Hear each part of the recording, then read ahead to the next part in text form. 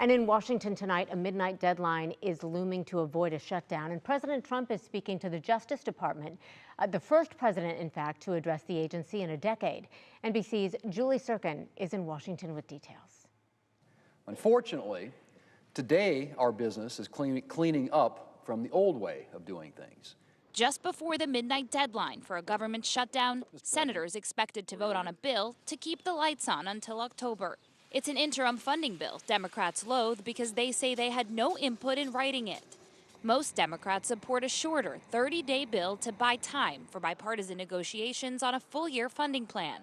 But after saying he couldn't support the GOP continuing resolution, just 24 hours later, Minority Leader Schumer announcing he will vote for it after all, because the alternative is worse.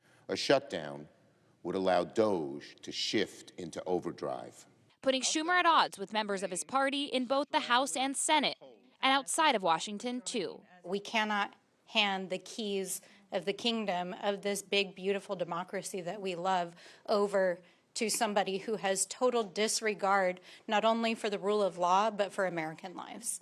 Meanwhile, President Trump today addressing the Department of Justice after firing prosecutors who worked on cases against him. Mr. Trump's visit to the agency comes after he said, without evidence, it has been weaponized against him. It was not focused on fighting violent crime and restoring law and order and public safety. So the president will be talking about his intention to restore those very basic American values to our country. All of this as the president continues slashing federal jobs. New calls today to keep the Department of Education intact after DOJ cut programs and half the staff. Anxiety and anger spilling across the country. You don't get to do this! North Carolina Republican Representative Chuck Edwards was booed during a town hall and then blocked by protesters when he tried to leave. Despite the turmoil, President Trump has repeatedly reassured Americans his policies will ultimately bring success.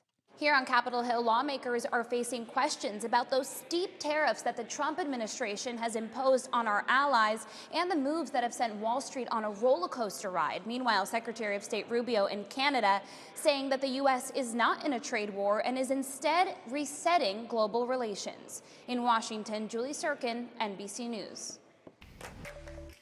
Well, in the last few years, research has exploded regarding